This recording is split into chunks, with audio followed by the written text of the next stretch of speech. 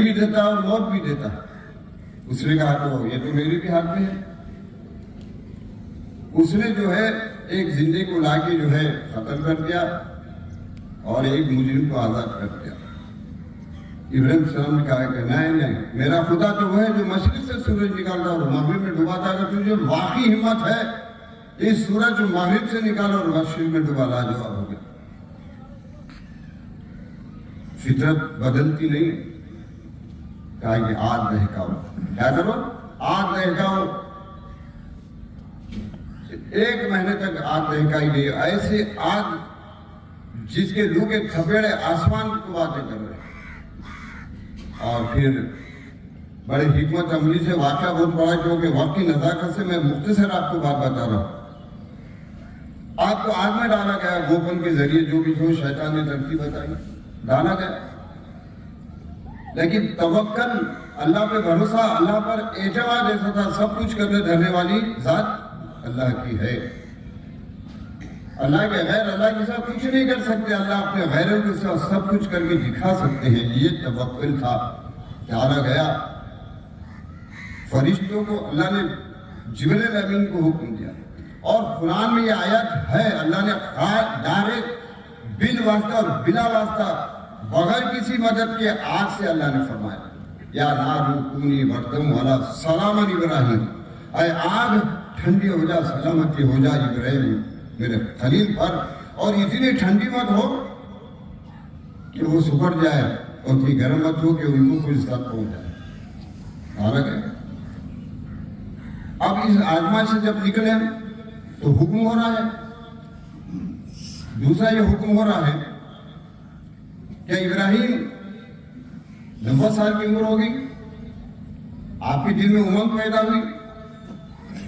ہم سب ماں باپ کی امنگ ہوتی ہے کہ آگے میرے انتقال کے بعد میری جائیداد کو کون سنبھالے, میرے پراپرٹی کو کون سنبھالے, میرے پیسے لتے کو کون سنبھالے. یہ ہماری تمنا ہے.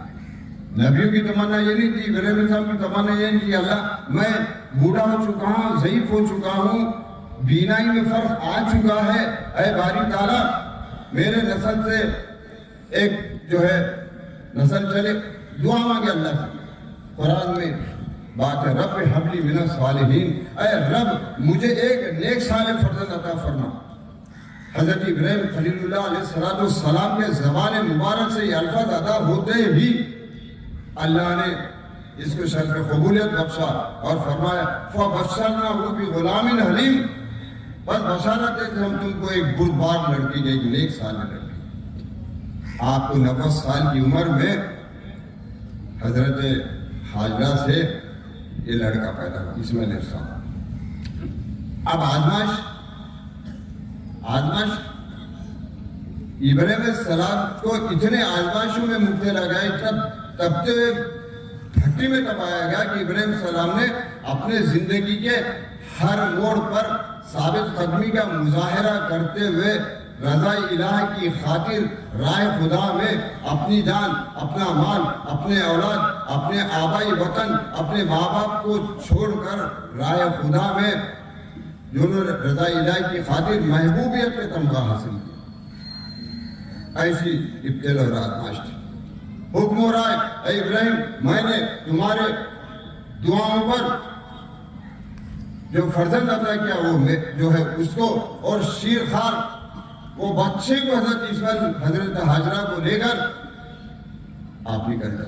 اور جب فلسطین سے نکلے ملک شام پہنچے اور وہاں آپ سفر کی صحبتیں برداشت کرتے ہوئے, ساتھ میں کیا تھا, شیرخوار بچی ہے, شریک حیات ہے, اپنی بیوی ہے, ایک پانی کا مشکلہ ہے اور کچھ کھجور کے بورے ہے, یہی آپ کا زاد راہ ہے.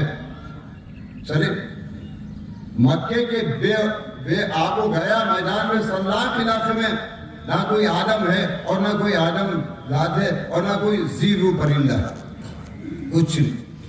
ابراہیم علیہ السلام نے اللہ کے حکم سے اپنے شریک حیات, اپنے بیوی کو اور اس بچے کو چھوڑے, کچھ نہیں کہا, نکل جا.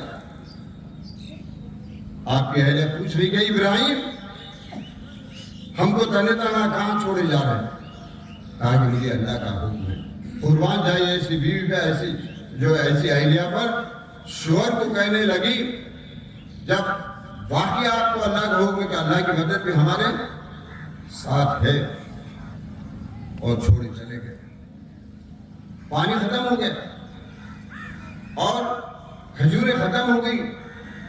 عرب صحرا کی تپتی ہوئی دھوپ، چٹان پہ شیرخوار اسماعیل کو لٹا لیا گیا، اور پھر ایک ماں کی ممتا کا تقاضا ہے، ایک ماں کی محبت کا تقاضا ہے۔ یہ شیرخوار بیٹے کی، اپنے لخت جگر کی، اپنی جگر کے ٹکڑے کی یہ حالت دیکھی نہیں گئی، اور وہ پانی کی تلاش میں دوڑ رہی ہے۔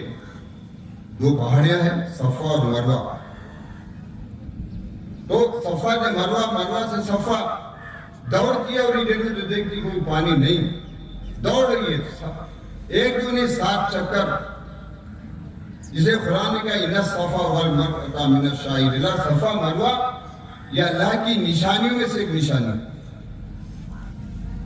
تو اس کے بعد جب 7 چکر مکمل ہو چکے تھے، ایک ماں اپنے بچے کی طرف جب دیکھ رہی تھی، اللہ کی رحمت جوش میں آئی۔ اللہ تبارک و تعالیٰ نے شیخان اسماعیل علیہ السلام کے بیڑیا لگڑ رہے تھے، اس وقت اللہ کا یہ معجزہ نمودار ہوا۔ ایک پانی کا چشمہ ابل پڑا، حضرت حاجرہ دیکھ کر جب دوڑ رہی تھی اور دوڑ کے دیکھ رہی ہے کہ زم زم زم زم رک جا رک جا رک جا، یہ اللہ تبارک و تعالیٰ کی طرف سے۔ اور اس کے بعد دوسرا حکم ہوا کہ اے ابراہیم، میں نے تمہارے دعاؤں کے طفل جو لخت جگر جو شیرخوار اسماعیل کو میں نے دیا ہوں، آپ اس کو راہ خدا میں ذبح کرو۔ اولاد کو ذبح کرنے کا حکم ہو رہا ہے۔ کیا حالات ہوں گے، کیا منظر ہوگا، اور مسلسل خواب کی تعبیر میں بتایا گیا بس اپنے بچے کو ذبح کرو۔ جب باپ بیٹے اس بات کو مانے تو حضرت ابراہیم علیہ السلام نے اپنے لخت جگر حضرت اسماعیل علیہ السلام کے کھانے پہ ہاتھ رکھ کر بڑا محبت بڑا انداز ہے، اور ایک باپ بڑے محبت بڑے لہجے میں اپنے لخت جگر سے کہہ رہے ہیں، اے بیٹے اسماعیل، میں نے خواب میں دیکھا میں تم کو راہ خدا میں ذبح کر رہا ہوں، کیا تم میری بات پر آمادہ ہے؟ قربان جائیے۔ ایسی اولاد پر دور جدید کی اولاد ہوتی تو رائے فرار اختیار کرتی، تجتیبام کرتی اور حکم نہیں مانتی۔ حضرت اسماعیل علیہ السلام نے باپ کے جملوں کا سر تسلیم کم کر دیا اور کہا کہ خالہ یا ابتی افعل ما تؤمر ستجدنی انشاءاللہ من الصابرین۔ کہا کہ میرے پیارے ابا جان، جو کچھ تم کو حکم ہے کر کے دکھائیے، آپ مجھے صابروں میں سے پائیں گے۔ حکم ہوا، بنا کے میدان میں لٹا دے گا، لیکن فرزند عزیز کہہ رہے کہ ابا جان مجھے آپ اوندھا لٹا دو تاکہ آپ کی محبت ہمارے دونوں کے درمیان میں غالب نہ آ جائے۔ اور کہا کہ ابا جان آپ اپنے آنکھوں پہ پٹی باندھ دو، آنکھوں پہ پٹی باندھ دو۔ پٹی باندھ دی گئی، لیکن اللہ تبارک و تعالیٰ چھری بھی محتاج ہے کاٹنے میں اللہ کے حکم سے، آگ محتاج ہے جلانے میں اللہ کے حکم سے، اور پانی محتاج ہے غرق کرنے میں اللہ کے محتاج ہے۔ چھری کو حکم نہیں تھا۔ ابراہیم علیہ السلام جو چھری چلا رہے ہیں، اللہ تبارک و تعالیٰ کی رحمت جوش میں آئی۔ اللہ تبارک و تعالیٰ نے جبریل امین کو حکم دیا، اے جبریل کیا دیکھ رہے ہو؟ میرا خلیل میرے حکم کے تعمیل میں اپنے لخت جگر کو ذبح کر رہا ہے، مجھے قربانی مقصود نہیں ہے، میں اس کے تقوی کو، اس کے دل کو آزمانا چاہ رہا ہوں۔ جبریل امین وہ دمبا لے کر آئے۔ اس سے پہلے آپ کی بات عرض کر دوں، وہ دمبا کون سا تھا؟ امام راضی رحمۃ اللہ علیہ نے اپنے ملفوظات میں لکھا، یہ وہ دمبا تھا جب حضرت آدم علیہ السلام کے دو فرزند حابیل اور قابیل میں ایک رشتے پر جب تنازع پیدا ہوا، دونوں نے منت مانگی، بڑے بیٹے نے غلہ پہاڑ پہ رکھا اور چھوٹے بیٹے نے ایک دمبا رکھا۔ ایک سفید آگ آئی اور اس کو لے کے چلے گئے۔ وہ دمبا 4,500 برس سے جنت کی چراگاہ میں چل رہا تھا، وہ دمبا لے کے جبریل امین تشریف لائے اور لا کر کیا کہہ رہے ہیں؟ کیا کہہ رہے ہیں؟ اللہ اکبر، اللہ اکبر، اللہ بڑے۔ یہ आवाज इब्राहिम अलैहिस्सलाम के कानों में पहुंची तो देख रहे हैं कि जिब्रील अमीन ये जुम्बा हाथ में है। उन्होंने कहा कि ला इलाहा इल्लल्लाह अल्लाहु अकबर अल्लाहु अकबर, नहीं कोई माबूद सिवाय अल्लाह के, अल्लाह बड़े अल्लाह। जिब्रील अमीन के जुमले, इब्राहिम के जुमले जुबा के लिए जो फर्ज लिटाए गए थे, उन्होंने जब सुने तो एक ही जुमले में उसको मुकम्मल के लिए कहा कि वलिल्लाहिल हम्द, सारी तारीफ अल्लाह ताला की। अल्लाह रब्बुल इज्जत ने ये जुमलों को इतना पसंद फरमाया कि क़यामत तक ये जुमले 9वें ज़िलहज्जा अरफात के फजर से लेकर 13वीं ज़िलहज्जा के असर तक हर फर्ज नमाजों के अंदर अजीज़ान अहमद ये जुमले कहते रहेंगे। हमारी माँ बहनों को भी हुक्म है, मुखी में वो भी पढ़े, मुसाफिर वो भी पढ़े। जैसा हमारे मौलाना ने बताया कि जो बाद में नमाज में आते हैं मजबूत कहते हो, मुफ्ती के जो अफ़्ज़ाल में मजबूत लाहक मजबूत जो भी है, जो बाद में आता है और सलाम फेरने के बाद इनकी तकबीर हो जाती तो उसको भी पढ़ना पड़ता। ये जुमले कहते हैं, क्या कहते हैं, तकबीर तशरीफ। लेकिन जो लब्बैक मैंने कहा वो है जब अल्लाह ने इब्राहिम अलैहिस्सलाम के कहा कि मेरा एक पाक घर बनाओ। इब्राहिम अलैहिस्सलाम एक बूढ़ा बाप इस्माइल अलैहिस्सलाम पत्थरों को नस्ब कर रहे हैं, जिस चट्टान पर भर के जो बैतुल्लाह की तामीर कर रहे हैं, और उस वक्त तामीर नहीं कर रहे बल्कि आज से 4500 बरस पहले दुआ उनके जबान से निकल रही है, कुरान हकीम में महफूज है। ऐ अल्लाह हमारी इस खिदमत को कबूल फरमा, हमारा शुमार फरमा बरदार में कर। ऐ अल्लाह हमारी नस्ल से एक उम्मत मुस्लिमा को पैदा फरमा और उनमें से एक नबी भेज। आज 4500 साल पहले ये जो है इब्राहिम साहब ने दुआ मांगी और इस उम्मत का नाम उम्मत मुस्लिम रखा गया और नबी की दुआ मांगी। बहरहाल जो है आखिरी कलमात ये है कि जब एक बाप अपने बेटे को जब जुबा कर रहा था, वो कैसा वक्त था?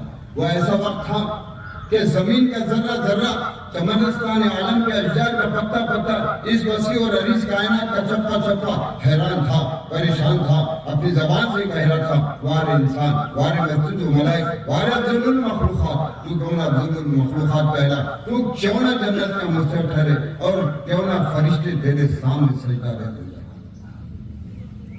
एक बाप अपने बेटे को जब जुबा कर रहा था, अपने लफ्ज़ जिगर के टुकड़े को जब जुबा कर रहा था, वो वक्त कैसा था? वो वक्त ऐसा था बहकाने वाले शैतान रजीम की आंखें नम थी, वो खून के आंसू रो रहा था। ना बाप को सिराज मुस्तकीम से हटा सका, ना बेटे को। ये बाप बेटे अल्लाह तबारक व तआला के महबूब तरीन बंदे अपने पैदा करने वाले के हुक्म के आगे ये सर निगुत है। ये बाप बेटों ने ऐसी मिसाल कायम करी। अल्लाह रब्बुल इज्जत ने क़यामत तक को शियार मिल्लत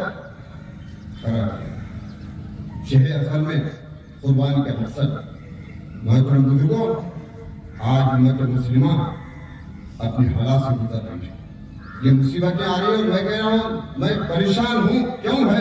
कुरान कह रहा है वमा असाबकुम मिन मुसीबतिन फबिमा कसबत अयदीनास, लोगों जो कुछ तुमको मुसीबत आ रही है ये तुम्हारे हाथों की कमाई की वजह से। कुरान के उठाओ। आखिरी बात अर्ज कर रहा हूँ, क्योंकि अभी मुझे जामे मस्जिद की एक अहम एक अपील आपके सामने रखना है और वो बहुत बड़ा मामला है। और मैं जो है आपको आखिरी बात बता रहा हूँ, कुरान की उठाओ और तारीफ पढ़ो जालिम हुक्मरानों का हाल क्या हुआ जिन्होंने मजलूम पर जुल्म ढाया, बर्बरियत की और इंसानियत को पामाल किया, उनका क्या हाल हुआ। आज उस समूह की खदवार कौम तबाह बर्बाद हो गई। नमूद के इक़्तिदार को ढील लगाया, फिर उनकी फिरौनियत हक़ के सामने बेबस होकर रही। बहुत नजर शहंशाह पामान हो गई। रोमन एम्पायर का जारो जलाल खाक में मिल गया। कैसर किस्रा के लर्ज़ाखेज़ मज़ालिम की दास्तान पारीना बन गए। यहूद और नसारा की शातिराना चाले खाक में मिल गई। जालिम अक़वाम के खैर सामान्य भी मिलिया मीट कर दी गई और नीम वैशी तातारी कौम का दबदबा भी अल्लाह ने खाक में मिला। आज भी दौरे जदीद में जो हुक्मरान अगर अपने माथे को दबाना चाहते हैं तो जब जालिम मजलूम पर जुल्म ढाता है तो मजलूम जुल्म सहते सहते सहते ज्वालामुखी बन जाता है और उसके बाद हालात बिगड़ जाते हैं। تو میرے محترم بزرگ دوستوں، تو اللہ نے ایسے موقع پر ایک ہی قرآن میں بات کی، گھبراؤ مت، وَاسْتَعِینُوا بِالصَّبْرِ وَالصَّلَاةِ إِنَّ اللَّهَ مَعَ الصَّابِرِينَ، کہ نماز اور صبر کے ذریعے سے ہم جو ہے اللہ کی مدد طلب کریں۔ اللہ نے خود فرمایا وہ ینصرکم اللہ فلا غالب علیکم، اگر میں کسی پر غالب آ جائے اس کا کوئی کچھ نہیں کر سکتا۔ تو میرے محترم مجھے یہ قربانی کا مہینہ ہے، عظیم شان قربانی ہے، اور اس کے لیے یہ قربانی صرف جانور کے ذبح کرنے کا نام نہیں ہے، بلکہ قربانی مال کی بھی ہے، اوقات کی بھی ہے، یہ قربانی ہے۔ ہم جانتے ہیں کہ ایک واقعے کے ساتھ آپ کو اس کا ربط کر کے بتا دوں کہ اللہ کا سلسلہ مسجد نبی میں تشریف فرما ہے، صحابہ کرام کا مجمع ہے، اور اس وقت مسجد نبوی تنگ دامانی کا اظہار کر رہی تھی، اور اس وقت پیارے آقا صلی اللہ علیہ وسلم نے اعلان فرمایا، اے لوگوں، کون ہے جو اللہ کو قرض دے؟ ابو دادا رہتے تو موجود تھے، یا رسول صلی اللہ کی ذات تو قرض بے نیاز ہے، اللہ رب العزت کی ذات تو قرض سے وعدہ کرے، اللہ کو کیا فرق پڑی قرض لینے کی؟ تو آیت آنی میں من ذا الذی یقرض اللہ قرضا حسنا، کون ہے اللہ تعالیٰ کو قرض دے؟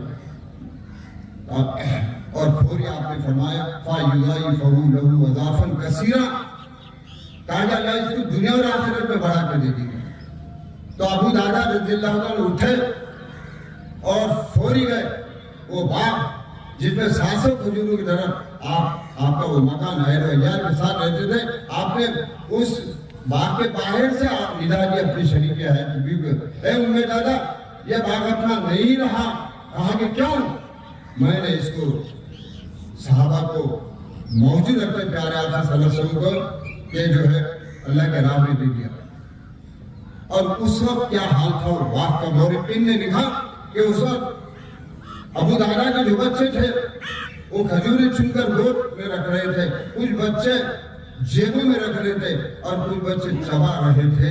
ایسے حالات میں یہ حکم آنے کا وہ پھینک دے، کھجوروں میں دیگے جیبوں میں لے جاؤ، چبائے یہ تھی قربانی اصل میں